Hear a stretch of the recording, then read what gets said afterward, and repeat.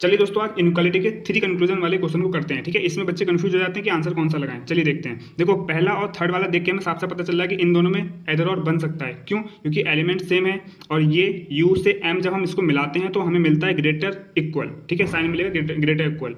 तो हम देख लेते हैं स्टेटमेंट में। स्टेटमेंट हमारे दो हैं, कॉमन लगा हुआ है, यानी कि ये अलग है, ये अलग है। हमें यू ये रहा, एम ये रहा। यू से एम जाने के लिए क्या करना पड़ेगा? इसमें डब्ल्यू कॉमन है और इसमें भी, इन दोनों में डब्ल्यू कॉमन है। तो यू से डब्ल्यू गए इक्वल ग्रेटर इक्वल, फिर डब्ल्यू से एम गए इक्वल, यानी कि इक्वल ग्रेटर इक्वल दो साइन मिले। तो दोनों में बड़ा कौन सा है? Greater equal. यानी कि इन दोनों को मिलाने पर हमें ग्रेटर इक्वल मिला। स्टेटमेंट में भी हमें ग्रेटर इक्वल मिला। इसका मतलब ये दोनों पहली बात तो डाउटफुल गलत है, क्योंकि स्टेटमेंट हमसे कह रहा है या तो ग्रेटर है या तो इक्वल है। तो ये कह रहा है इक्वल है, नहीं गलत। ये कह रहा है ग्रेटर है, नहीं गलत, क्योंकि डाउटफुल गलत है।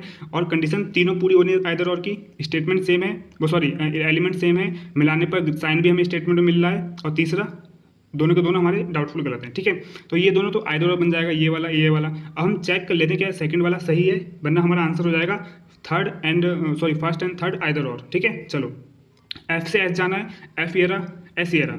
यहाँ पहुँचने के लिए डब्ल्यू के पास जाना पड़ेगा। एफ से डब्ल्यू गए ग्रेटर इक्वल, डब्ल्यू से एस गए ग्रेटर इक्वल। ठीक है, इधर से हम ग्रेटर इक्वल पढ़ेंगे। ये भी कह रहा है कि ग्रेटर इक्वल, यानी कि ये भी सही है। तो हमारा आंसर क्या हो जाएगा?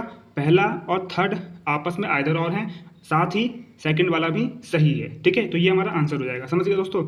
चलिए फिर दोस्तों, ऐसी वीडियो मैं बनाते रहता हूँ और इनक्वालिटी मैंने पढ़ा रखी है एकदम अच्छे से। आप चाहें तो मेरे चैनल पर विजिट कर सकते हैं। ठीक है, चलिए मिलते हैं किसी नेक्स्ट और वीडियो में। तब तक thank you so much, bye bye, take care.